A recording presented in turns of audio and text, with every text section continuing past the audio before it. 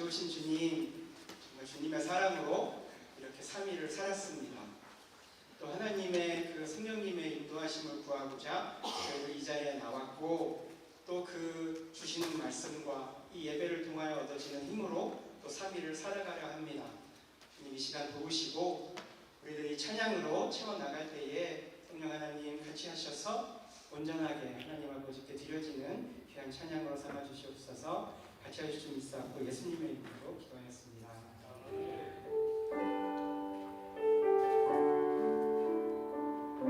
우리들의 한 가지 소망을 삼으며 찬양하겠습니다.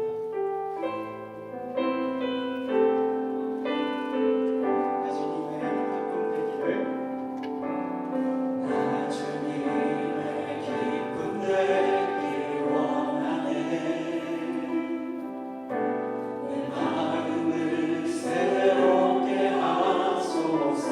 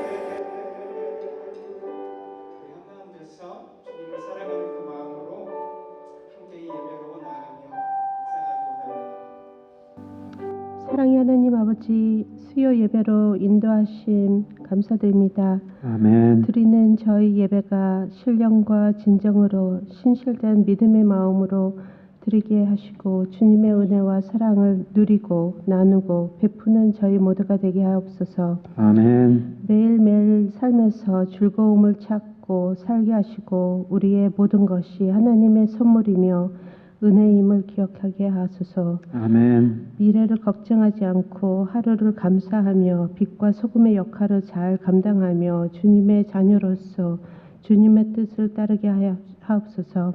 아멘. 항상 겸손히 주님을 의지하며 주님과 동행하는 삶을 살아가게 도와주시옵소서. 아멘. 가정에서나 일터에서나 예수님의 사랑을 삶으로 전하고 하나님의 살아계심을 알리는 도구로 사용하여 주시옵소서. 아멘. 저희의 실수로 가족과 이웃에게 상처를 주었으면 용서하여 주시옵소서.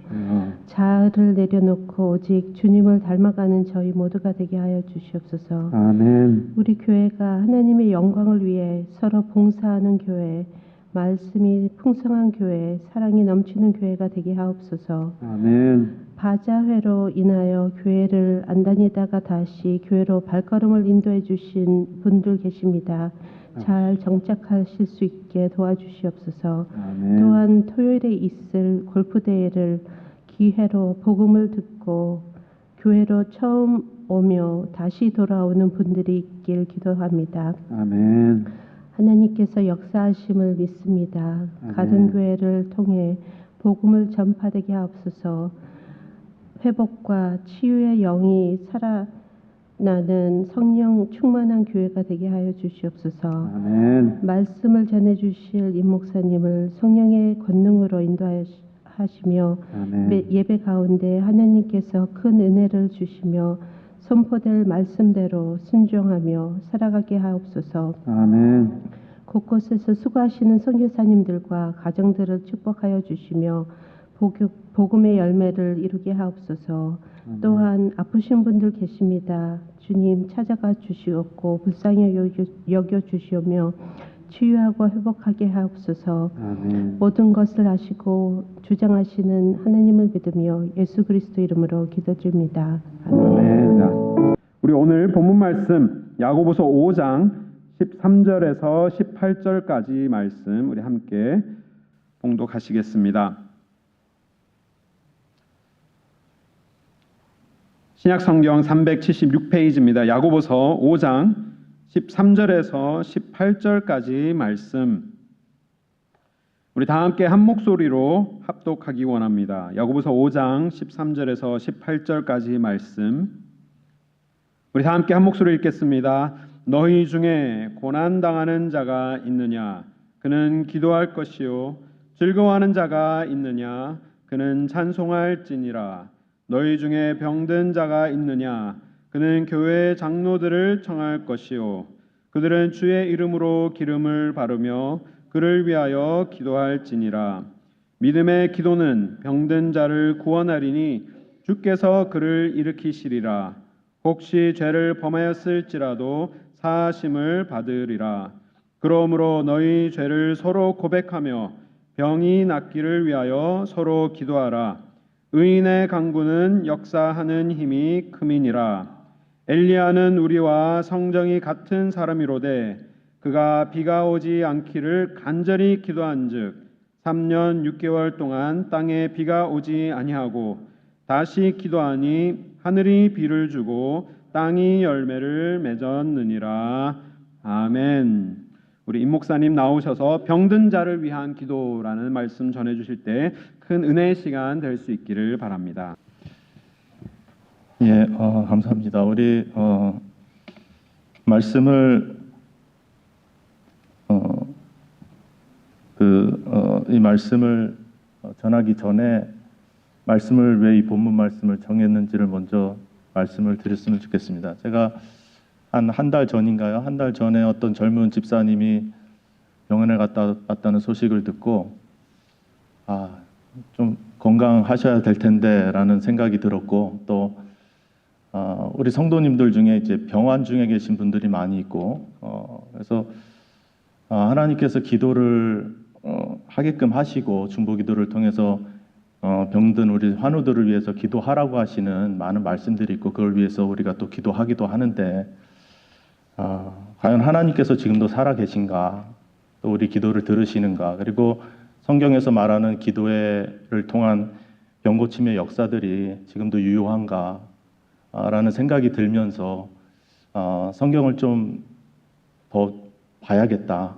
성경을 통해서 정말로 하나님께서 살아계심과 또한 특별히 병이 든 우리 성도님들의 그 치유에 대한 하나님의 역사를 성경 속에서 한번 찾아봐야겠다. 그리고 성경을 믿고 성경대로 한번 기도해봐야 되겠다. 그래서 우리 성도님들에게 이 하나님의 살아계심이 나타나는 증거들이 지금도 유효했으면 좋겠다라는 생각이 들었습니다. 그래서 말씀을 반복적으로 보다가 목사님께서 수요일 날 이제 설교 스케줄을 이제 한 달 정도 전에 주셨을 때 이 말씀을 좀 더 깊이 묵상하고 이 말씀 함께 우리 성도님들과 함께 나눴으면 좋겠다라는 생각이 들어서 한 달 동안 말씀을 좀 묵상하면서 오늘 말씀을 함께 나누게 되었습니다. 오늘 말씀을 통해서 우리가 성경에서 말하는 병든 자를 위한 기도와 그에 대한 치유에 대한 하나님의 약속과 그런 섭리와 원리를 우리가 오늘 배워서 과연 하나님께서 이 성경대로 기도하고 성경대로 우리 환우들을 생각하고 기도할 때 하나님이 어떤 은혜들을 약속해 주시는가를 우리가 믿음으로 받고 우리가 함께 기도했으면 좋겠습니다. 오늘 야고보서 5장 13절로 18절까지의 말씀은 병든 자를 위한 기도에 대한 교훈의 말씀입니다. 인생이 거부할 수 없는 네 가지가 있으니 그것은 곧 생로병사다라고 세상에서는 말을 합니다. 생로병사는 사람이 태어나고 그리고 늙고 그리고 병들어서 죽게 된다, 죽음에 이른다. 이것은 인생에게 피할 수 없는 것이다라고 말을 합니다. 그래서 세상은 이 늙어가는 것을 좀 더 늦추려고 많은 노력을 하죠. 그리고 병은 최소한으로 치료하려고 노력을 하고 죽음은 좀 더 늦게 맞이하려고 노력하는 것이 지금의 세상이라고 볼 수가 있습니다. 그래서 보면 안티에이징이라는 말이 있습니다. 안티에이징. 나이 먹는 거를 조금 거부하는 거죠. 그리고 슬로우 에이징이라는 말이 있습니다. 늙어가되 좀 천천히 늙어갔으면 좋겠다. 그래서 화장품 그리고 건강 보조식품 그리고 의약품과 시술에 이르기까지 많은 연구가 있고 많은 투자가 있어서 이 표면적으로 늙어가는 모습을 자꾸 억제하려고 하는 것이 이 세상의 노력이죠. 그러나 우리 성경은 이 피할 수 없는 인간의 생로병사에 대해서 어떻게 평가하고 이야기하는가 우리 말씀 함께 보면서 생각해 보았습니다. 성경은 영생에 대해서 말씀합니다. 죽음이 아니라 영원한 생명, 영원한 삶에 대해서 말씀하시면서 이 인생, 사람이 살고 있는 이 세상의 삶은 즉 태어나고 늙고 병들고 죽음에 이르는 것은 지극히 당연한 것이다. 그러니까 영생을 말하면서 죽음을 말하고 죽음을 또한 인정하면서 또한 영생을 말하는 것이 우리 기독교 진리입니다. 그래서 히브리서 9장 27절 말씀해 보면 우리 한번 읽어볼까요? 시작. 한번 죽는 것은 사람에게 정해진 것이요 그 후에는 심판이 있으리니. 사람이 한번 죽는 것은 모든 사람에게 정해진 사실이다. 시편 말씀 함께 더 한번 읽어보겠습니다. 시작. 성도의 죽는 것을 여호와께서 귀중히 보시느니라. 세상과 달리 성경은 성도의 죽음이 그렇게 비관적이지 않다. 하나님께서는 이 성도의 죽는 것마저도 귀하게 여길 정도로 매우 긍정적으로 말씀을 하고 계십니다. 왜냐하면 성도의 죽음은 영생을 향해 가는 길에 반드시 거쳐야 되는 하나의 관문이기 때문에 그렇습니다. 필연적인 관문이죠. 그래서 하나님께서는 이 인간의 죽음마저도 소망을 두고 계십니다. 그러므로 성도는 늙는 것과 죽는 것을 부정적으로 생각할 것이 아니라 기왕 인생이 정해진 길을 간다고 한다면 늙어가되 영으로나 육으로나 건강하게 잘 늙는 것이 중요하다.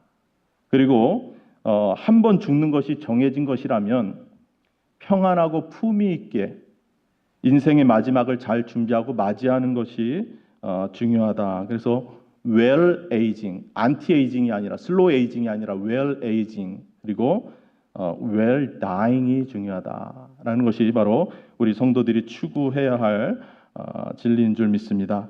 성경을 보면 이처럼 인생사에 피할 수 없는 늙는 것과 죽는 것에 다소 긍정적인 메시지가 성경에 많이 있습니다.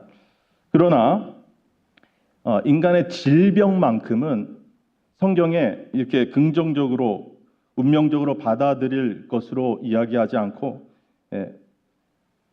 때로는 이 순리, 병에 드는 것의 어떤 순리를 역행하여서 그 질병을 치료하고 극복하게 하시는 하나님의 이적과 기적이 성경에 많이 말씀해 주고 있습니다. 그러니까 늙는 것과 죽는 것에 비례하지 않고 반비례하여서 이 질병만큼은 하나님께서 이 순리대로 가는 것을 가로막아서 고쳐주시는 그런 말씀들이 많이 있다는 것입니다. 성경은 가급적이면 병에서 노임받아 살기를 원하시는 하나님의 말씀들을 곳곳에서 발견하게 되는 것이죠. 구약시대 많은 인물들이 이 병의 치료를 사모하였고 그것을 위해서 소원을 담아 기도하였으며 때로는 하나님의 기적을 맛보아서 그 병이 고쳐지는 은혜를 입었습니다. 예수님의 시대는 더 말할 것도 없습니다. 예수님의 공생의 사역에는 한 축이, 공생의 한 축이 질병을 치료하는 것이었죠. 그래서 예수님의 시대에도 이 질병에 대한 치료는 바로 거부할 수 없는 인생의 모습이 아니라 하나님께서 즉각적으로 개입하시며 언제든지 역전되는, 회복으로 역전되는 일로 사역을 진행하셨죠. 그 예수님께서 승천하신 이후 교회 시대가 열리면서 성령의 권능을 받은 주님의 제자들이 주님의 제자인 사도들이 많은 질병을 치유하는 역사들을 일으키면서 하나님의 교회가 발전되기도 했습니다. 성경의 모든 역사의 기록들은 왜 이토록 질병의 치료에 대해 말씀하고 있을까? 그리고 초자연적인 하나님의 기적을 일으켜서라도 병을 고쳐주는 역사들을 왜 계속해서 우리에게 주지시켜 주시고 또한 기록하여서 우리에게 전수해 주실까? 그 해답을 성경을 통해서 찾아보게 됩니다. 곧 하나님과 우리 사람의 질병과의 관계이죠. 우리 첫 번째로는 질병의 원인을 둘째치고라도 이 질병이 어디로부터 기인됐는가를 둘째치고라도 건강하고 병이 낫는 것은 하나님이 원하시는 바다라는 사실을 성경을 통해서 우리는 알아야 됩니다. 출애굽기 15장부터 예레미야서, 시편, 마태복음, 요한삼서, 구약과 신약에 이르기까지 우리 하나님의 질병에 대해서 굉장한 주님의 병이 낫는 것, 병의 치료에 대해서 굉장히 원하시는 하나님이시다라는 사실을 발견하게 됩니다. 절수가 좀 많지만 우리 천천히 한번 읽어보겠습니다. 출애굽기부터 한번 읽어보겠습니다. 시작. 나는 너희를 치료하는 여호와임이라. 내가 너의 상처로부터 새 날이 돋아나게 하여 너를 고쳐주리라. 상심한 자들을 고치시며 그들의 상처를 싸매시는도다. 예수께서 모든 도시와 마을에 두루다니사 그들의 회당에서 가르치시며 전국 복음을 전파하시며 모든 병과 모든 약한 것을 고치시니라. 사랑하는 자여, 내 영혼이 잘됨 같이 내가 범사에 잘되고 강건하기를 내가 간구하노라. 이 수많은 말씀 중에서 무엇을 알 수 있습니까? 하나님은 치료를 원하시는구나. 하나님은 건강을 원하시는구나. 누구보다도 인생의 질병의 치료에 대한 간절한 사람의 마음을 이해하시는구나. 육체의 강건함을 누구보다도 원하시는다는 말씀을 이 말씀 속에서 우리는 발견할 수 있는 것입니다. 백성들의 치료를 원하시고 강건함을 원하신다는 사실은 하나님의 마음이다. 이것이 첫 번째 성경을 통해서 알 수 있는 하나님입니다. 두 번째로는 하나님께서는 이 병의 치료를 통해서 하나님 자체의 영광이 드러나기를 기뻐하셨다. 하나님의 영광을 드러내시는 한 방편으로서 병을 치료하는 것을 사용하셨다라는 것입니다. 요한복음 9장 말씀에 보면 나면서부터 소경된 자가 있었습니다. 제자들이 묻습니다. 예수님, 저 사람의 이 소경된 것이 누구의 죄 때문에 그렇습니까?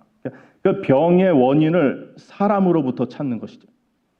누구 때문에 저 사람이 눈을 멀었습니까? 근데 예수님께서는 이 사람의 눈 먼 것이 누구 때문에 그렇다, 그 원인을 찾아서 정죄하는 그 마음에 머무르는 상태가 아니라 이 무엇이 원인인지는 중요하지 않다. 이 사건을 이것을 통해서 눈이 띄어지는 눈을 통해서 하나님의 영광이 드러나는 것에 주목하여라 라고 하시면서 그의 눈을 고쳐주신 것이죠. 사람들은 주목하죠. 무슨 죄 때문에 저 병이 걸렸어? 뭐 때문에 저렇게 걸린 거야? 라고 사람의 원인과 사람들의 혹시 죄 때문에 그런 거 아니야? 혹시 뭘 잘못 먹어서 그런 거 아니야? 그런 원인에 치중해서 그 사람을 정죄하고 그 사람의 현 상황을 판단하는 것이 인간이라면 예수님께서는 관점이 무엇이냐? 지금이라도 저 사람의 눈을 뜨게 하는 하나님의 능력이 임하시면 누가 영광을 받는다? 하나님이 영광을 받는다. 그래서 이 병 고침의 은혜를 하나님의 역사로 일어나면은 하나님의 영광 받으실 사건으로 이어지게 하는 긍정적인 미래 발전적인 시야가 예수님의 시야라는 것이죠. 그래서 우리의 성도들의 병든 자를 향한 이 시선은 그 사람이 어떤 원인으로 무엇 때문에 저렇게 병이 걸렸는가에 집중할 것이 아니라 하나님께서 능력으로 임하시면, 하나님의 은혜가 임하시면, 저분이 병을 나으면 하나님께서 고쳐주심으로 인해서 하나님의 영광을 받을 것이 아닌가.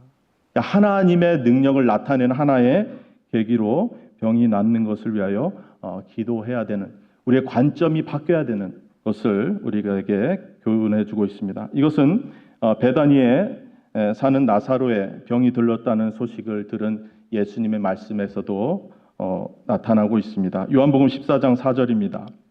11장 4절입니다. 예수께서 들으시고 이르시되 이 병은 죽을 병이 아니다. 하나님의 영광을 위함이요 하나님의 아들이 이로 말미암아 영광을 받으시게 하려 함이니라 하시더라.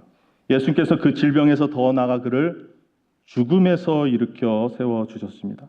그로 말미암아 하나님의 영광이 드러나게 되고 또 예수 그리스도도 하나님의 아들로서의 영광이 나타나게 되어서 하나님의 영광을 받으시게 되는 사건이 됐다는 것이죠.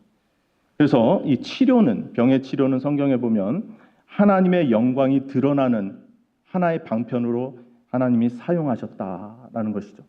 그래서 병의 치료는 예수님의 복음사에게 아주 필수적인 요소로 사용하셨고, 이것은 더욱더 발전되어서 초기 기독교 교회사에서도 사도들을 통해서 하나님의 능력이 이적과 기적으로 나타나서 병 고치는 은혜로 말미암아 복음이 더 확실하게 증거되는 그런 사건으로 발전하게 됩니다.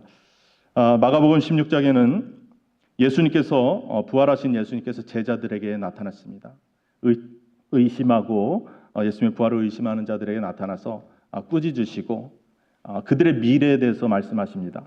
너희들은 장차 부활의 증인이 될 것이다. 그리고 교회 지도자들이 될 것이다. 그리고 사도로서 귀한 직분을 감당하게 될 것이다 라고 하시면서 마가복음 16장 말씀을 하십니다. 우리 마가복음 16장 말씀을 같이 좀 많지만 우리 천천히 한번 읽어보겠습니다. 온 천하에 다니며 만민에게 복음을 전파하라. 믿고 세례를 받는 사람은 구원을 얻을 것이요 믿지 않는 사람은 정죄를 받으리라. 믿는 사람에게는 이런 표적이 따르리니 곧 그들이 내 이름으로 귀신을 쫓아내며 새 방언을 말하며 뱀을 집어 올리며 무슨 독을 마실 자라로 해를 받지 아니하며 병든 사람에게 손을 얹은즉 나으리라 하시더라. 주 예수께서 말씀을 마치신 후에 하늘로 올려지사 하나님 우편에 앉으시니라. 제자들이 나가 두루 전파할세 주께서 함께 역사하사 그 따르는 표적으로 말씀을 확실히 증언하시니라. 아멘. 기사와 표적 그리고 특히 병 고침의 역사가 하나님의 말씀이 참되심을 증거하는데 얼마나 효율적이었는가. 예수님께서 승천해서 올라가시면서 하늘로 올라가시면서 제자들에게 교회를 부탁하십니다. 교회 지도자들로서 세우시고 부탁하시면서 믿는 자들에게 이런 표적들이 따를 것이다. 그러면서 믿는 자로서의 강한 능력을 부여해 주시면서 특별히 여러 가지 말씀을 하는 중에 병든 자에게 손을 얹은 즉 낫는 역사가 일어날 것이다 라고 말씀을 해주셨습니다. 그러면서 하늘로 이제 승천하셨습니다. 지금은 하나님의 우편에 앉아 계십니다. 이젠 제자들이 주님의 사역을 감당합니다. 마지막 절에 뭐라고 말씀합니까? 제자들이 나가 두루 전파할세. 복음을 전파할 때 누가 함께 역사하십니까? 주님께서 함께 역사하사. 주님께서 함께 역사하사 그 따르는 표적들이 일어났다. 그 표적들로 인해서 파생되는 일이 무엇입니까? 말씀을 확실하게 증언하시니라. 복음을 증거하는데 사람들이 복음만 들은 것이 아니라 그 나타나는 표적들을 보면서 저 사람이 증거하는 저 말씀이 과연 하나님의 확실한 말씀인가를 증언받았다는 것이죠. 그래서 하나님의 복음의 사역 플러스 초대교회사에서는 반드시 기사와 표적이 하나님의 능력의 역사가 동시에 나타났다. 그래서 하나님의 복음의 능력은 말씀과 주님의 능력의 역사하심이 동시에 나타나서 사람들이 전하는 복음의 말씀이 진실하다라는 것을 증언받았다는 것이죠. 그래서 사도 바울도 이렇게 말합니다. 내가 전한 것은 지혜의 말로뿐만 아니라 성령의 나타남과 능력으로 전한 것이다 라고까지 말씀하셨습니다. 기사와 표적 그리고 병고침의 역사는 복음을 증거하는데 굉장한 큰 힘으로 작용된 것이 초대교회의 역사였던 것입니다. 오늘의 본문이 그러한 말씀의 맥락 가운데 있습니다. 초대교회의 기사와 표적이 일어나고 복음이 증거되는 그 배경 가운데 오늘 야고보 사도가 증거하고 있는 말씀이 바로 오늘의 말씀입니다. 초대교회 베드로와 요한과 함께 사도요 장로로서 세움받은 야고보 사도는 성도들에게 말씀으로 오늘 권면하고 있습니다. 오늘의 말씀은 특별히 교회 성도들 중에 질병으로 고난당하는 자들에게 대한 권면의 말씀입니다. 병에 대한 치료의 말씀이자 또한 기도의 능력에 대한 말씀이기도 합니다. 먼저 우리가 기도해야 할 것이 병든 자를 위해서 기도할 때 오늘 말씀을 보니까 누가 기도해야 하는가? 병든 자가 있다면 그 사람을 위해서 누가 기도해야 할까? 것인가를 세 가지로 말씀을 하고 있습니다. 13절 말씀입니다. 너희 중에 고난을 당하는 자가 있느냐? 그는 기도할 것이요 라고 했습니다. 먼저 기도할 사람이 있다면 그것은 본인 자신이다라는 거예요. 고난당하는 본인 자신이 먼저 기도해야 된다. 고통 가운데 있는 본인 자신이 먼저 기도해야 함을 말해줍니다. 병낫기를 기도해야 하는 사람은 환자 자신이 먼저여야 한다는 것입니다. 자신은 기도하지 않고 남의 힘을 빌린다든지 중보기도의 힘을 의지하면서 자기는 기도하지 않는 것은 안 된다라는 거죠.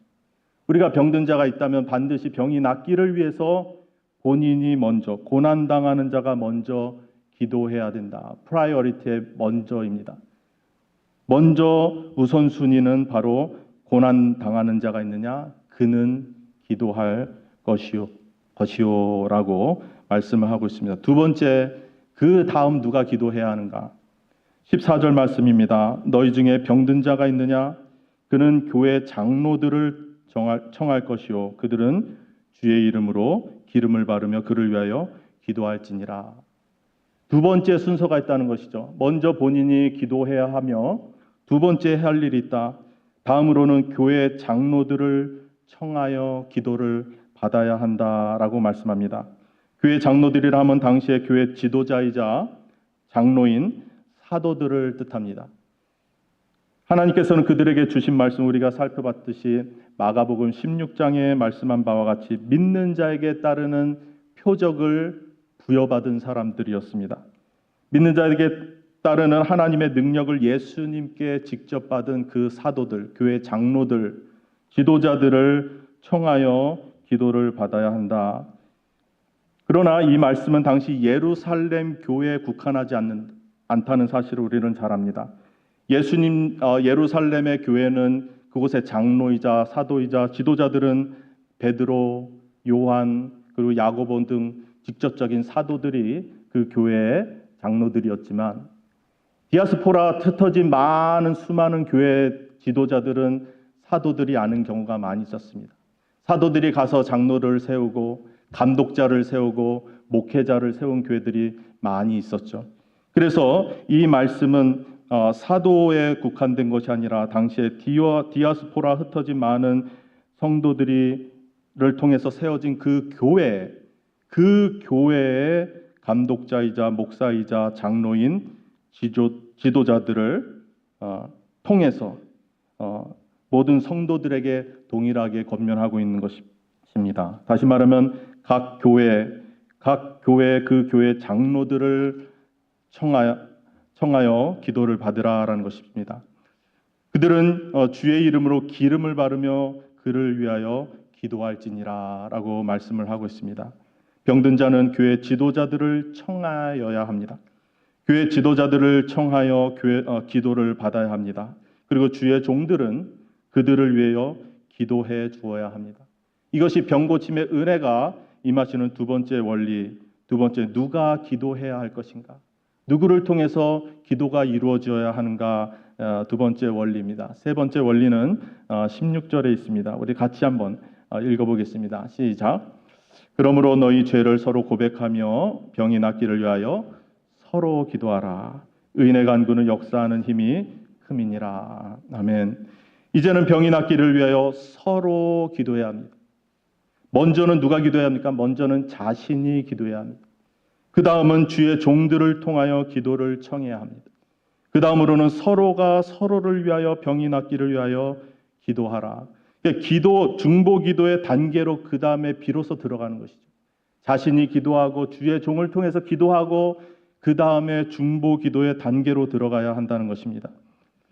성도들이 서로가 서로를 위하여 기도하되 특별히 병이 낫기를 위하여 기도하라고 하십니다.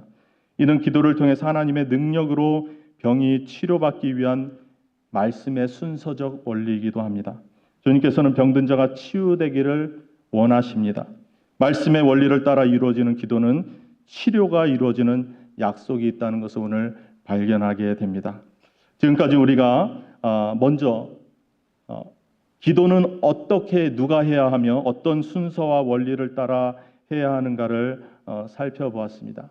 그러면 이제 우리가 살펴보고자 하는 것은 기도하는 자들이 어떻게 기도해야 할 것인가, 그리고 어떤 기도로 하나님께 병든 자를 위하여 기도해야 하는가를 살펴보기를 원합니다. 14절 말씀 다시 한번 보겠습니다. 14절 말씀에 보면은 주의 이름으로 기름을 바르며 기도하라. 네 가지의 원리 중에 첫 번째 원리를 함께 나누길 원합니다.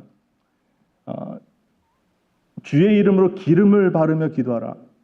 가서 그냥 기도하면 되지 왜 주의 이름으로 그것도 기름을 바르면서 기도하라고 하셨을까?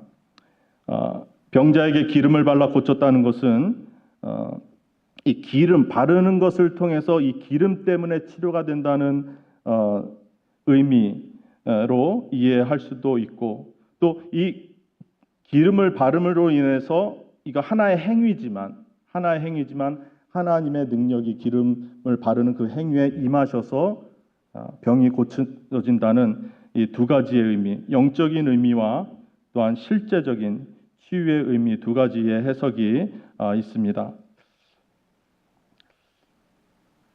예수님께서 누가복음 10장 34절에 보면은 마가복음 6장 13절에 보면은 예수님께서 제자들을 불러서 파송하는 그런 장면의 말씀이 있습니다. 우리 같이 한번 읽어볼까요? 많은 귀신을 쫓아내며 많은 병자에게 기름을 발라 고치더라. 제자들을 파송해서 복음을 전하게 하시는데 이 제자들이 많은 귀신들을 쫓아냈습니다. 그러면서 이제 병자들을 고치는데 그냥 병자들을 고친 게 아니라 기름을 준비했어요. 기름을 준비해서 기름을 바르면서 기도할 때 병이 고쳐지는 역사를 주님께서 허락하셨다. 그래서 이 말씀을 보면 제자들을 통해서 기름을 바름으로 해서 병이 고쳐지는구나. 그럼 이 기름의 효능은 무엇이냐? 기름은 단순히 행위이냐? 행위로서 기름을 바르면 하나님의 역사하심으로 기름을 발랐을 때 역사가 일어나냐? 그럼 기름을 안 바르고 기도만 하면 역사가 안 일어나느냐? 많은 의문점이 있지만 성경학자들은 두 가지로 성경의 해석을 합니다. 첫 번째는 이 기름은 거룩한 하나님의 감람유의 상징이며 이 기름을 통해서 바르는 행위를 주님께서 허락하셨지만 실제적으로 병을 고치는 것은 기름이 아니라 주님의 능력이 그때 임한 것이다. 마치 예수님께서 장님의 눈먼 자를 고칠 때 침으로 흙을 이겨서 눈에 붙이고 실로암 물가에 가서 씻어라 했을 때는 진짜 실로암 물가에 가서 진흙을 붙이고 가서 씻으면은 낫는 것이 아니죠. 그런 어떤 행위는 하지만 실제로 능력이 병이 고쳐지는 것은 무엇입니까? 주님의 능력이죠. 단순히 어떤 침을 발라서 그렇게 하는 것이나 안수하는 것이나 그것은 하나의 허락된 행위라는 것이죠. 기름은 마치 그런 것이 아닌가. 기름을 제자들이 바르지만 그 기름의 효능이 있는 것이 아니라 하나님께서 기름 바름을 통해서 그때 주님의 능력이 임하시게 하시는 순종적인 행위로서의 기름 바름이 아닌가라는 해석이 있고, 또 다른 해석은 성경학자들마다 이 후자의 해석을 더 인정을 합니다. 지금처럼 고도의 의학 기술이 발전되지 못했던 고도의 사회에서는 실제로 기름과 포도주가 의학 처방에 중요한 역할을 감당했던 시대인 것을 생각하게 되는 것이죠. 특히 이 감람유, 이 올리브 기름은 상처를 진정시키고 또 포도주는 알코올의 성분으로 상체 세균을 죽이고 또 감염을 막는 천연 재료로 실제로 그 당시에는 의약품으로 사용되었다는 것이 바로 기름과 포도주라는 것이죠. 누가복음 10장 34절에 보면 선한 사마리아의 비유에서도 예수님께서 이것을 그 시대 상황을 설명합니다. 제가 한번 읽어보겠습니다. 가까이 가서 기름과 포도주를 어디에 붓고? 그 상처에 붓고 싸매었다. 그러니까 치료의 과정에 뭐가 사용됐습니까? 기름과 포도주가 사용됐다. 그러니까 의학적인 모습으로, 의학적인 제품으로서, 치료제로서 실제로 그 당시에는 기름과 포도주를 사용했다. 주의 장로들을, 교회 장로를 청하여서 기도할 때 기름을 바르며 기도해라. 이 두 가지가 의미가 있죠. 기름을 바르는 행위를 통해서 하나님의 능력이 임해서 그 즉시 고쳐주든지, 다른 해석은 실제적인 치료를 해라.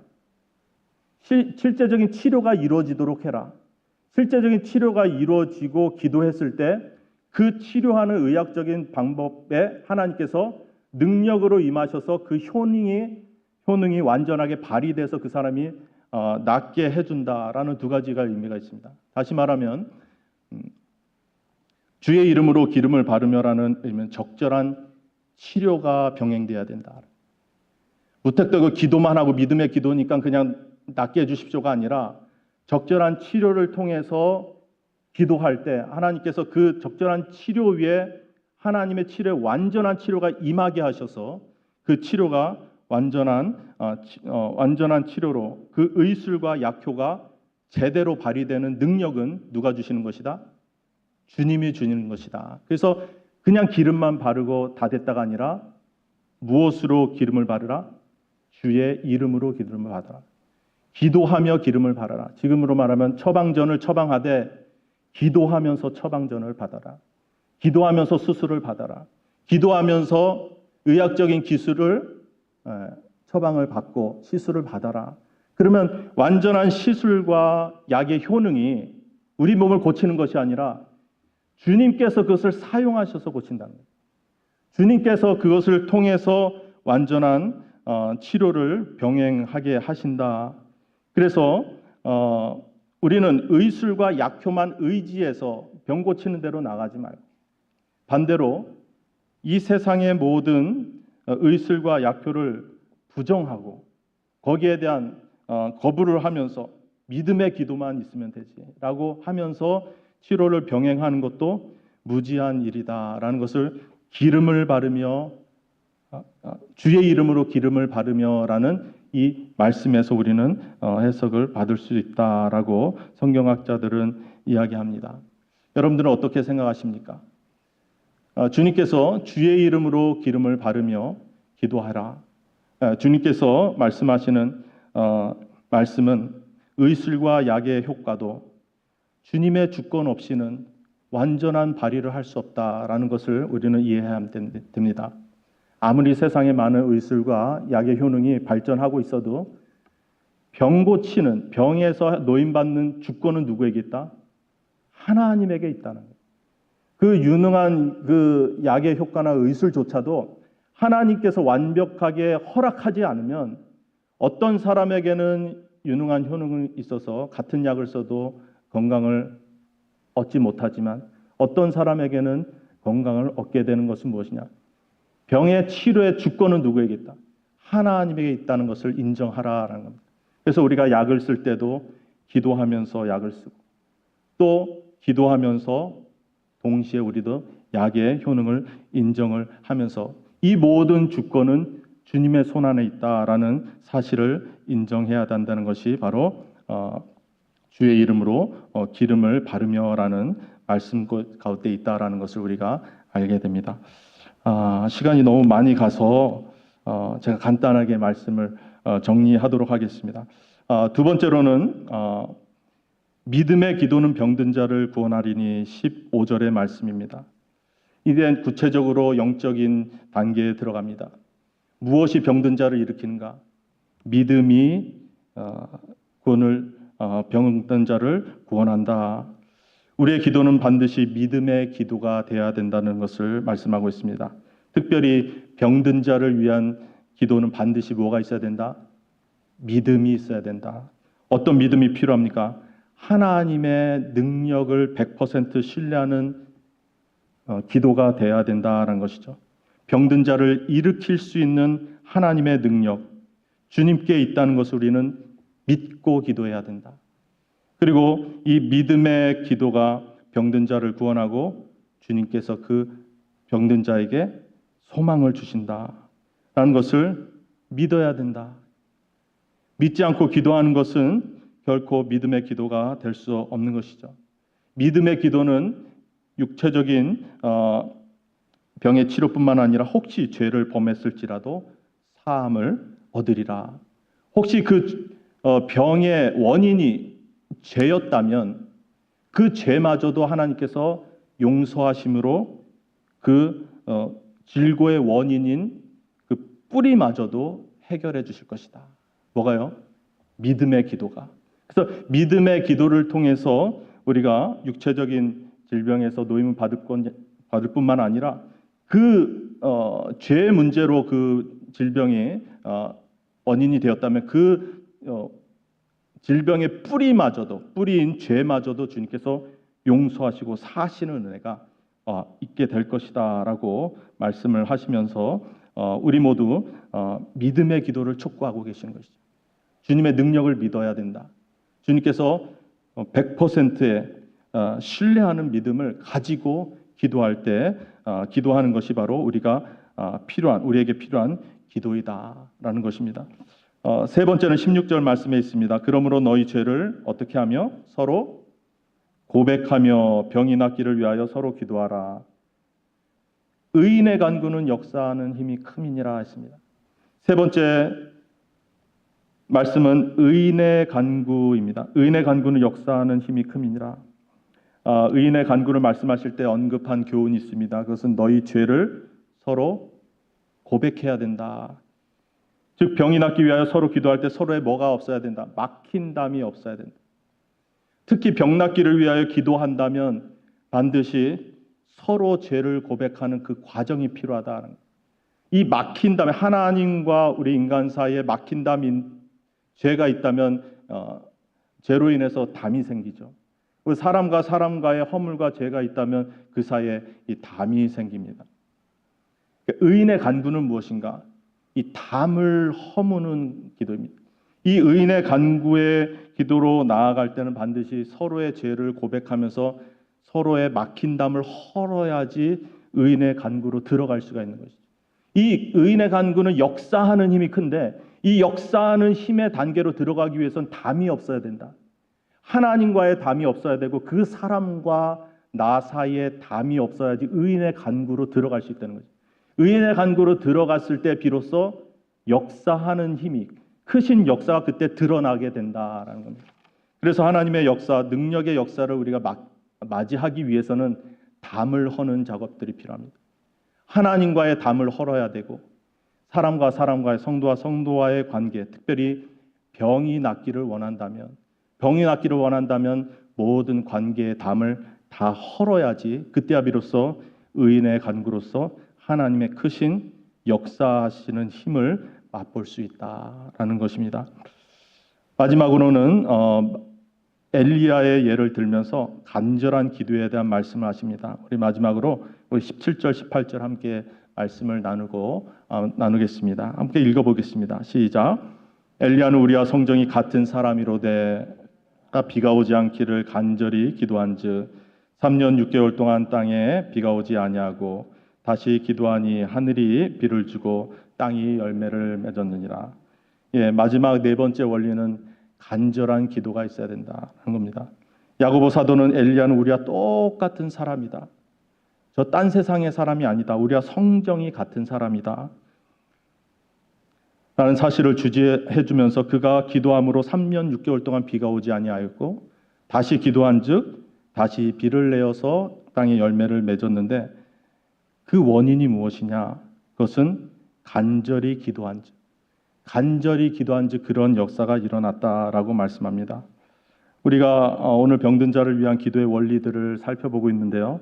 첫 번째로는 본인 자신이 기도해야 되고 그리고 교회 장로들을 청하여 기도해야 되고 그리고 서로가 서로를 위하여 기도해야 되고 믿음의 기도가 있어야 되고 의인의 간구를 가지고 간구로서 기도하되 엘리야와 같이 뭐가 있어야 된다? 간절함이 있어야 된다. 그래야지 병이 고쳐진다. 병든 자를 위해서는 이 간절함은 믿음이자 사랑입니다. 우리가 병든 자를 위해 기도할 때는 특별히 중요한 요소가 있습니다. 그것은 간절함인데 그 간절함은 곧 우리의 믿음의 상태를 대변하는 것이고 우리의 사랑의 상태를 대변하는 것입니다. 결코 믿음이 없으면 간절함이 나올 수 없죠. 그리고 사랑이 없으면 간절함이 나올 수가 없습니다. 그러나 병든 자를 위해서 기도할 때는 어떻게 기도하라고 하십니까? 간절하게 기도해야 된다. 믿음을 가지고 사랑을 가지고 간절함이 있어야 된다라는 것을 마지막으로 말씀을 하고 있습니다. 하나님은 전지전능하시고 모든 병을 고치실 수 있으며 죽은 자도 살리시는 능력의 하나님을 믿되 그 무한하신 능력으로 병든 자를 불쌍히 여겨달라는 하나님의 긍휼을 바라는 그런 간절한 기도, 긍휼과 사랑함으로 기도하는 간절한 기도를 할 때 엘리야의 하나님이 동일하게 기도에 응답을 주신다라는 말씀이 바로 오늘 마지막 병 고치는 자를 위한 치료의 말씀의 원리의 마지막 부분입니다. 사랑하는 성도님 여러분, 오늘은 특별히 교회 병든 자를 위한 기도의 원리에 대해서 함께 살펴봤습니다. 인류 역사상 어느 시기보다도 정말로 급진적이고 초고도화된 의학 기술의 발전을 이루고 있는 시대를 우리가 살고 있습니다. 그러나 어느 시기보다도 고칠 수 없는 병이 얼마나 많은지, 과거에 듣도 보지 못한 병명도 왜 이렇게 많아졌는지, 병원에 갖가지 검사를 받아도 수치상으로는 별 이상이 없었는데 여전히 내 몸은 왜 이렇게 불편한지, 알게 모르게 많은 성도들이 가지고 있는 질병 가운데 성도들이 고통당하고 있는 것이 현실입니다. 주님은 말씀하십니다. 이 고통 가운데 있는, 질병 가운데 있는 성도들아, 병든 자를 위하여 기도하라. 주님께서 고쳐주신다. 의술만을 의지하지 말고, 약의 효능만을 의지하지 말고 기도하면서 주님 앞에 나, 병든 자를 주님께서 일으켜 주신다. 야고보서 말씀이 바로 우리 현대인을 살아가는 성도들에게도 주시는 동일한 말씀인 줄 믿습니다. 사랑하는 성도님 여러분, 말씀을 정리하면서 같이 화면을 펴보겠습니다. 오늘 말씀의 주제이자 우리가 병든 자를 위하여 기도하는 것과 또 주님의 능력이 임하셔서 어떻게 병의 치료에 성경적인 원리를 우리에게 제시해 주는가를 원리적으로 우리가 함께 살펴보기를 원합니다. 한번 처음부터 한번 읽어볼까요? 시작. 저는 하나님의 그리고 누가 기도해야 하는가? 첫 번째, 두 번째, 세 번째, 그리고 어떻게 기도해야 하는가? 첫 번째, 주의 이름으로 바르며 기도와 치료가 병행돼야 되고, 두 번째, 믿음의 기도로, 세 번째, 의인의 간구로, 네 번째, 간절한 기도로.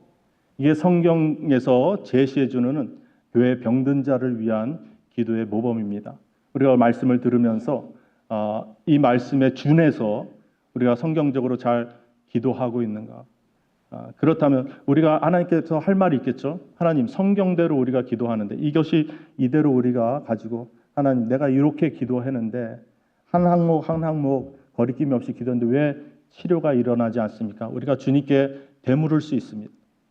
그럼 주님께서 말씀을 통해서 확증해 주시고, 그러면 주님께서 말씀이 진리라면 말씀대로 행하는 자에게 반드시 이루어지는 은혜가 있는 줄 믿습니다. 오직 믿음과 사랑으로 간절히 병든 자를 위해서 기도하되, 특별히 이 시간 우리가 기도하길 원합니다. 말씀을 마치면서 특별히 우리 자신과 우리 주변에 우리 성도님들의 병든 성도님들, 고통 중에 있는 성도를 기억하시면서 주님 말씀대로 주님 고쳐 주옵소서라는 기도를 이 시간 잠깐 할 텐데, 먼저 주님이여 이 손을 꼭 잡고 가소서. 약하고 피곤한 이 몸을 폭풍우 감속 해치사 빛으로 손잡고 날인도 하소서. 우리 1절과 2절을 함께 간절한 마음으로 우리 찬양하시고 간절한 마음을 담아서 우리 같이 한 2, 3분 동안 함께 기도하길 바랍니다.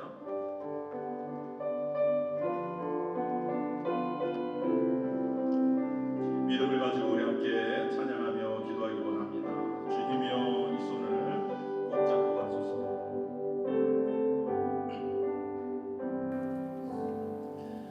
주님이여